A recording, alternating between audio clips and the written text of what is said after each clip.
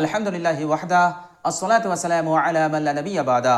আসসালামু আলাইকুম ওয়া রাহমাতুল্লাহি ওয়া বারাকাতুহু। প্রিয় দর্শক, কাছে দূরে দেশ বিদেশে যে যেখানে অবস্থান করছেন সকলকে জানাই আমি আমার আন্তরিক সালাম, শুভেচ্ছা, অনেক অনেক অভিনন্দন। প্রিয় দর্শক, মানুষের আয় উন্নতি কমে যায় কেন? প্রিয় দর্শক, মানুষের রুজি রোজগারের প্রশস্ততা বরকত কমে যায় কেন? হঠাৎ করে তারা ঋণগ্রস্ত হয়ে পড়ে কেন? প্রিয় দর্শক, আজকের ভিডিওতে বিস্তারিত আলোচনা করব কেন মানুষের হঠাৎ করে আয় উন্নতি কমে যায়, এবং সাথে সাথে এটাও আলোচনা করব যে যে আমলগুলো করলে আল্লাহ সুবহানাহু ওয়া তাআলা আমাদেরকে হঠাৎ করে আয় উন্নতিকে বন্ধ করবেন না, রুজি রোজগারের সংকীর্ণতা দেবেন না। আল্লাহ পাক আমাদেরকে রুজি রোজগারকে বৃদ্ধি করে দেবেন, বরকত দান করবেন এবং আয়োন্নতি দান করবেন। এতটা দান করবেন যে আল্লাহ সুবহানাহু ওয়া তাআলা আপনাকে মালদার বানিয়ে দেবেন। প্রিয় দর্শক, সর্বপ্রথম আমাদেরকে জানতে হবে রুজি রোজগারের সংকীর্ণতা এবং প্রশস্ততা, আয়োন্নতি বৃদ্ধি হওয়া এবং কমে যাওয়া, এ বিষয় সম্পর্কে আল্লাহ সুবহানাহু ওয়া তাআলা আমাদেরকে কি বলেছেন। প্রিয় দর্শক, সূরা বনী ইসরাঈলে একটি আয়াত আছে, আয়াত নম্বর হচ্ছে 30। সেখানে আল্লাহ সুবহানাহু ওয়া তাআলা বলেছেন, বিসমিল্লাহির রহমানির রহিম, ইন্না রাব্বাকা ইয়াবসুতুর রিজকা লিমান ইয়াশাউ ওয়া ইয়াকদির ইন্নাহু কানা বিইবাদিহি খাবীরাম বাসীরা। প্রিয় দর্শক, এখানে আল্লাহ সুবহানাহু ওয়া তাআলা বলছেন, নিশ্চয় তোমার প্রতিপালক যাকে ইচ্ছা করেন তাকে জীবন উপকরণ দান করেন, অর্থাৎ তার রুজি রোজগারের প্রশস্ততা দান করেন, তার আয়োন্নতিকে বৃদ্ধি করে দেন এবং আল্লাহ পাক তাকে ধনী বানিয়ে দেন। আবার যাকে তিনি ইচ্ছা করেন এগুলোকে তিনি হিরাস করে দেন, অর্থাৎ আয়োন্নতিকে বন্ধ করে দেন, রুজি রোজগারের বরকত কমিয়ে দেন। আল্লাহ সুবহানাহু ওয়া তাআলা রুজি রোজগারের সংকীর্ণতা করে দেন, তাকে গরিব বানিয়ে দেন। এটা আল্লাহ সুবহানাহু ওয়া তাআলার ইচ্ছাধীন। এরপরই আল্লাহ সুবহানাহু ওয়া তাআলা বলছেন যে নিশ্চয়ই আল্লাহ সুবহানাহু ওয়া তাআলা তিনি তিনার বান্দাদেরকে ভালোভাবে জানেন এবং দেখেন। ইন্নাহু কানা বিইবাদিহি খাবীরাম বাসীরা। প্রিয় দর্শক, সূরা আল ইমরানের 27 নম্বর আয়াতে আল্লাহ পাক বলছেন, ঠিক এই বিষয়টাই নেই, তিনি বলছেন ওয়াতারযুকু মান তাশাউ বিগাইরি হিসাব, অর্থাৎ কোনো মুমিন বান্দা, কোনো বান্দা আল্লাহকে বলছেন, হে আল্লাহ, তুমি যাকে ইচ্ছা তাকে অপরিমিত রিজিক দান করো। প্রিয় দর্শক, এই দুটি আয়াত থেকে পরিষ্কারভাবে বোঝা যাচ্ছে যে রুজি রোজগারের প্রশস্ততা, আয়োন্নতি বৃদ্ধি এবং সেগুলোকে কমিয়ে দেওয়া, গরিব বানিয়ে দেওয়া, আয়োন্নতিকে বন্ধ করে দেওয়া, এটা আল্লাহ সুবহানাহু ওয়া তাআলার ইচ্ছাধীন। আল্লাহ পাক যাকে চান তিনি বৃদ্ধি করেন, আর যাকে চান আয়োন্নতিকে বন্ধ করে দেন, সংকীর্ণতা তিনি দান করে দেন।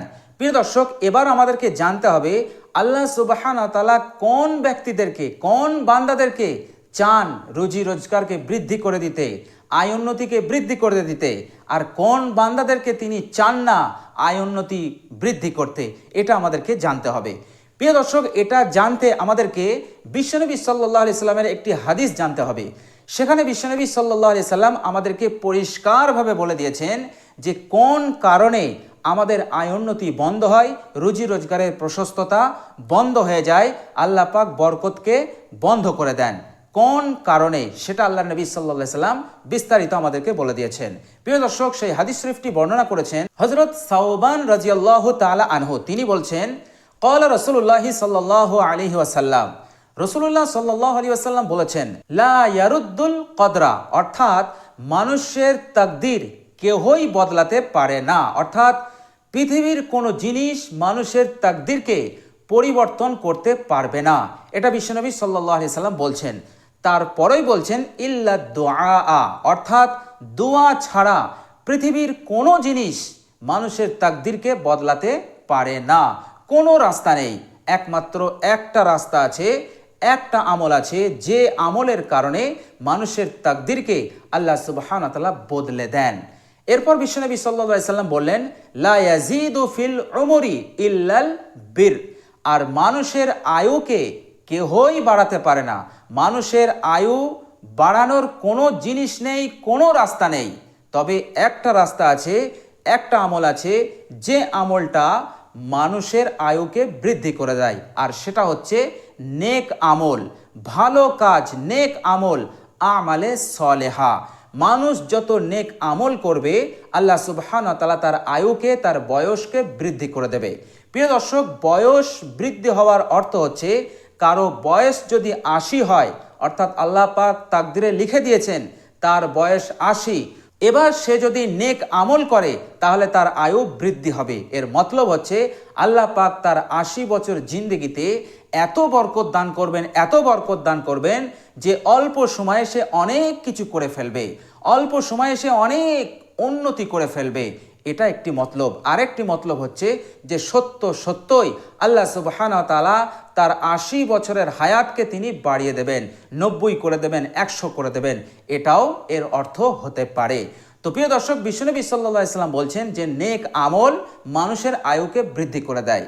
এরপর আল্লাহর নবী সাল্লাল্লাহু আলাইহি সাল্লাম বললেন, ওয়া ইন্নার রাজুলা লা ইয়াহরুমুর রিজক, অর্থাৎ মানুষ রিজিক হতে বঞ্চিত হয়, আয় উন্নতি থেকে বঞ্চিত হয়, বিযামবি ইউসিবুহু, তার গুনাহের কারণে। অর্থাৎ মানুষ শয়তানের ধোকায় পড়ে, ওয়াসওয়াসায় পড়ে এমন কিছু গুনাহ করে ফেলে, জানা অজানা, জেনে বুঝেও করে অথবা অজান্তেও করে ফেলে।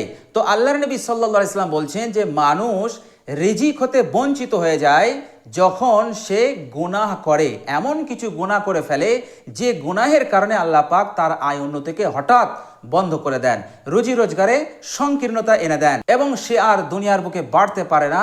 সে আস্তে আস্তে গরিব হতে থাকে এবং ঋণগ্রস্ত হয়ে পড়ে। তো বিশ্বনবী সাল্লাল্লাহু আলাইহি সাল্লাম এখানে যে কারণটা বললেন সেটা হচ্ছে গুনাহ। এটা থেকে বাঁচতে গেলে, এটা থেকে মুক্তি পেতে গেলে আজকে আমি আপনাদেরকে কয়েকটি আমল শিখাবো, যে আমলগুলো করলে আল্লাহ সুবহানাহু ওয়া তাআলা আমাদের সমস্ত গুনাহকে ক্ষমা করবেন। জানা গুনাহ আর অজানা গুনাহ, যেটা আমরা জেনে বুঝে করেছি আর যেটা আমাদের দ্বারাই অজান্তে হয়ে গেছে, আল্লাহ সুবহানাহু ওয়া তাআলা সেই সমস্ত গুনাহগুলোও ক্ষমা করবেন এবং আমাদের আয় উন্নতিকেও বৃদ্ধি করে দেবেন, রুজি রোজগারে বরকত দেবেন, প্রশস্ততা দান করবেন এবং আল্লাহ সুবহানাহু ওয়া তাআলা আমাদেরকে মালদার বানাবেন, আপনাকে ধনী বানিয়ে দেবেন। এমন কিছু আমল আমি আপনাদেরকে শেয়ার করব ইনশাআল্লাহ।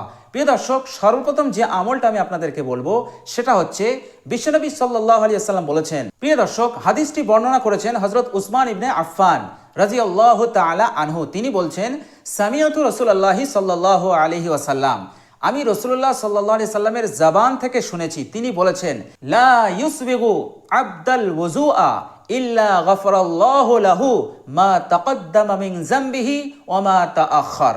এখানে বিশ্বনবী সাল্লাল্লাহু আলাইহি সাল্লাম বললেন যে কোনো মানুষ যখন অজু করবে, কিরকম অজু? কামিল অজু, পরিপূর্ণ অজু। আল্লাহর নবী সাল্লাল্লাহু আলাইহি সাল্লাম বললেন তাহলে আল্লাহ সুবহানাহু ওয়া তাআলা তার আগের পিছনের সমস্ত গুনাহকে তিনি ক্ষমা করে দেবেন।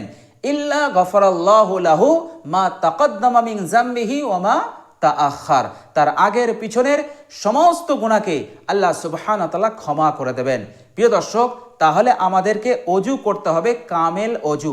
কামেল অজুর অর্থ হচ্ছে যে আমাদের অজু এমনভাবে করতে হবে যাতে করে আমাদের অজুতে যে অঙ্গগুলো আমরা অজুতে ধুই সেই অঙ্গগুলো ধোয়ার সময় একটি পশমের গোড়া বরাবর যেন শুকনো না থাকে।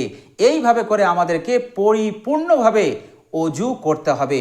প্রত্যেক অঙ্গকে আমাদেরকে ৩ বার করে ধৌত করতে হবে। এইভাবে সযত্নে ধ্যান দিয়ে আমাদেরকে পরিপূর্ণ পারফেক্ট অজু করতে হবে।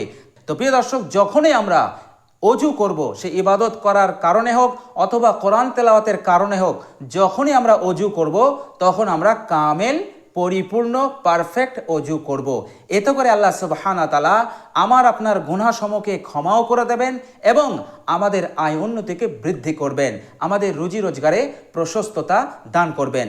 প্রিয় দর্শক, আর দ্বিতীয় নম্বর আমল হচ্ছে বিশ্বনবী সাল্লাল্লাহু আলাইহি ওয়াসাল্লাম বলেছেন, যে ব্যক্তি ফজরের নামাজ পড়ার পর একই জায়গায় বসে থাকবে, কারোর সঙ্গে কোনো কথা বলবে না, যা বলবে সেটা ভালো কথা বলবে, অর্থাৎ হয়তো সে ইবাদত করবে অথবা কাউকে দিনের কথা শেখাবে, দিনের তালিম দেবে অথবা সে কারো কাছ থেকে দিনের কথা শিখবে। এই কাজগুলো সে করতে পারে, বাকি দুনিয়াবি কোনো কাজ করবে না।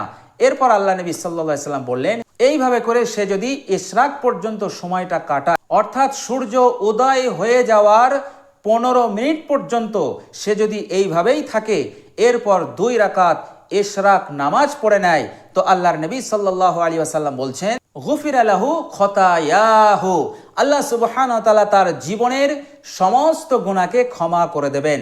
এরপর বিশ্বনবী সাল্লাল্লাহু আলাইহি ওয়াসাল্লাম বলছেন ওয়া ইন কানাত আকসারা মিন জাবাদিল বাহরি, যদিও তার গুনাহ যদি সমুদ্রের ফেনা সমতুল্য হয়। চিন্তা করুন, সমুদ্রের পানির ফেনার সমতুল্যও যদি এত গুনাহ হয়ে যায়, তবু আল্লাহ সুবহানাহু ওয়া তাআলা 2 রাকাত ইশরাক নামাজ পড়ার বরকতে আল্লাহ পাক ক্ষমা করে দেবেন। বলুন সুবহানাল্লাহ। তো এই আমলটা করলে আল্লাহ পাক আপনার গুনাহ সমূহ ক্ষমা করবেন, সাথে সাথে আপনার রিজিকে বরকত আসবে। প্রিয় দর্শক, অন্য হাদিসে আল্লাহর নবী সাল্লাল্লাহু আলাইহি সাল্লাম বলেছেন যে আল্লাহ সুবহানাহু ওয়া তাআলা তাকে মালামাল করে দেবেন এবং তার জিন্দেগি থেকে অভাবকে দূর করে দেবেন। প্রিয় দর্শক, এই আমলটাও আপনি করতে পারেন। এরপর আমি আরেকটা আমল আপনাদেরকে বলবো, সেটা হচ্ছে একটি জিকির, আর সেই জিকিরটি হচ্ছে লা ইলাহা ইল্লাল্লাহ ওয়াল্লাহু আকবার ওয়ালা হাওলা ওয়ালা কুওয়াতা ইল্লা বিল্লাহ। এই জিকিরটি আপনি বেশি বেশি পড়ুন, কেননা বিশ্বনবী সাল্লাল্লাহু আলাইহি সাল্লাম এই জিকির সম্পর্কে বলেছেন। হাদিসটি বর্ণনা করেছেন হযরত আব্দুল্লাহ ইবনে আমর রাদিয়াল্লাহু তাআলা আনহু। তিনি বলছেন রাসূলুল্লাহ সাল্লাল্লাহু আলাইহি সাল্লাম বলেছেন মা আলাল আরজি আহাদুন ইয়াকুলু, অর্থাৎ জমিনের বুকে যে ব্যক্তি এই জিকিরটি করবে লা ইলাহা ইল্লাল্লাহু ওয়াল্লাহু আকবার ওয়ালা হাওলা ওয়ালা কুওয়াতা ইল্লা বিল্লাহ, এই জিকিরটি পড়বে, তো আল্লাহর নবী সাল্লাল্লাহু আলাইহি ওয়াসাল্লাম বললেন ইল্লা কুফিরাত আনহু খতায়াহু, আল্লাহ সুবহানাহু ওয়া তাআলা তার জীবনের সমস্ত গুনাহকে তিনি ক্ষমা করে দেবেন। ওয়ালাউ কানাত মিসলা জাবাদিল বাহরি, যদিও তার গুনাহ সমুদ্রের ফেনা সমতুল্য হোক না কেন। আল্লাহর নবী সাল্লাল্লাহু আলাইহি সাল্লাম বললেন তার জীবনের যত গুনাহ আছে সমস্ত গুনাহ ক্ষমা হয়ে যাবে যদি সে এই জিকিরটি করে, লা ইলাহা ইল্লাল্লাহু ওয়াল্লাহু আকবার ওয়ালা হাওলা ওয়ালা কুওয়াতা ইল্লা বিল্লাহ। প্রিয় দর্শক, এই জিকিরটাও আপনি করতে পারেন, তাহলে জীবনের সমস্ত গুনাহ ক্ষমা হবে এবং এই জিকিরের বরকতে আল্লাহ সুবহানাহু ওয়া তাআলা আপনার আয় উন্নতিকে বৃদ্ধি করে দেবেন, রুজি রোজগারে বরকত দান করবেন, প্রশস্ততা দান করে দেবেন এবং আল্লাহ সুবহানাহু ওয়া তাআলা আপনাকে এত ধন সম্পদ দেবেন, এত মাল দেবেন যে আপনি রাখার জায়গা পাবেন না। বলুন সুবহানাল্লাহ। তো প্রিয় দর্শক, যে আমলগুলো আমি বললাম এই আমলগুলো আপনি পাবন্দির সহিত করুন, ইনশাআল্লাহ সব কিছু আল্লাহ সুবহানাহু ওয়া তাআলা সহি করে দেবেন, সব কিছু ঠিক হয়ে যাবে। আল্লাহ সুবহানাহু ওয়া তাআলা চতুর্দিক দিয়ে আপনার জিন্দেগিতে বরকত দান করবেন, আয় উন্নতি প্রচুর পরিমাণে আল্লাহ পাক বৃদ্ধি করে দেবেন। আর ঋণগ্রস্ত হয়ে পড়লে আল্লাহ সুবহানাহু ওয়া তাআলা আপনাকে ঋণ মুক্ত করে দেবেন ইনশাআল্লাহ।